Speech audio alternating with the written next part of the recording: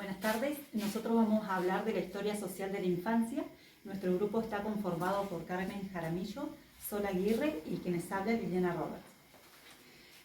Hicimos una recta histórica para hacer al principio una representación artística de los niños en pintura, que la primera fue hasta fines del siglo XIII, donde habían imágenes de adultos en pequeñas escalas. Se los llamaba de esta forma porque realizaban trabajo como personas adultas, no tenían condiciones sociales, no tenían los derechos que hoy gozan los niños y tampoco el trato que hoy tienen los niños con los padres.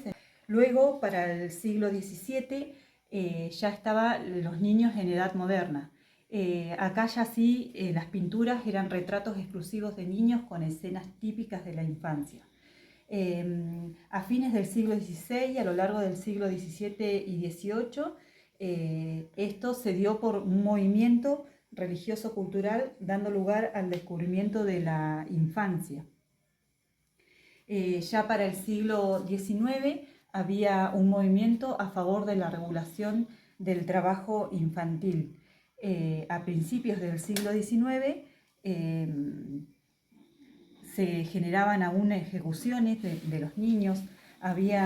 Se hizo una entrevista a pediatras ingleses donde ellos exponían que los niños podían trabajar hasta 10 horas diarias y luego podían hacer actividades como por ejemplo educativas, que igualmente eran cortas, pero ellos decían que los niños hasta 10 horas aguantaban y después ya se cansaban.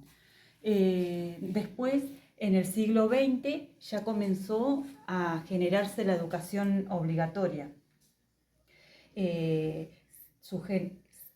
no fue generalizado inmediatamente en todo el planeta, sino que se fue dando más hacia el occidente. Igualmente, la duración de la educación se tomaba como que aún era corta. Luego, a inicios del siglo XXI ya había una nueva mentalidad social en la relación de la infancia. Ya se empezó a trabajar sobre los derechos y las necesidades de los niños y se los tomaba a los niños se los consideraba un bien precioso.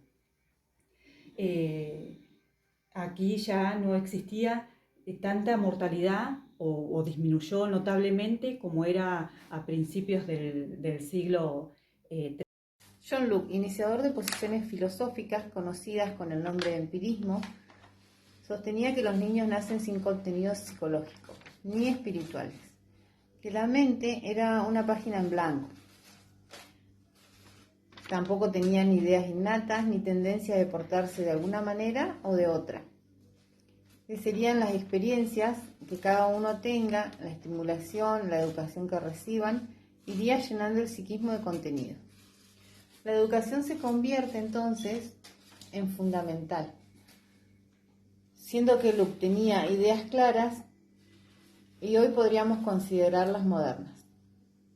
En vez de castigos y amenazas, se educa con la instrucción paciente, la corrección afectuosa, el buen ejemplo y la valoración positiva de las conductas consideradas correctas.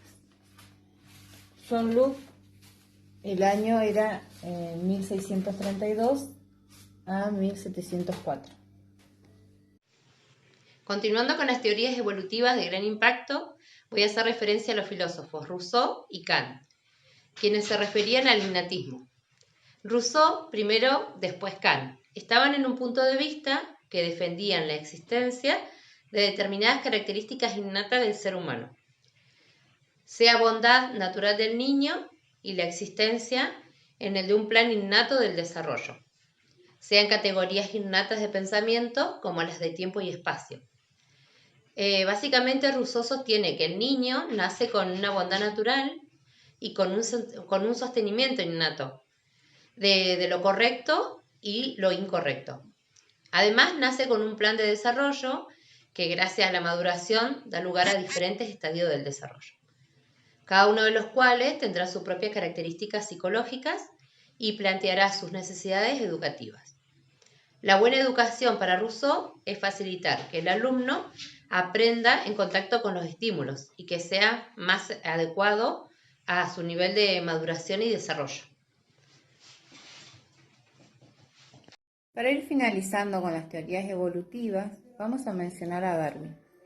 Luego de la observación de los fósiles y los seres vivos en el mundo, se convenció de la diversidad de las especies y formuló su teoría de la selección natural y la supervivencia, donde los que se adaptaban a los diferentes ambientes y tenían más fortaleza sobrevivían.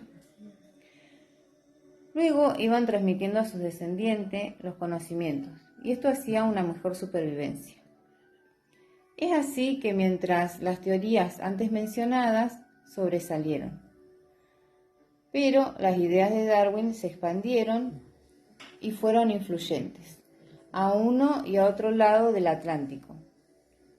Y es por eso que esta teoría quedó como pilar de la modernidad cultural occidental.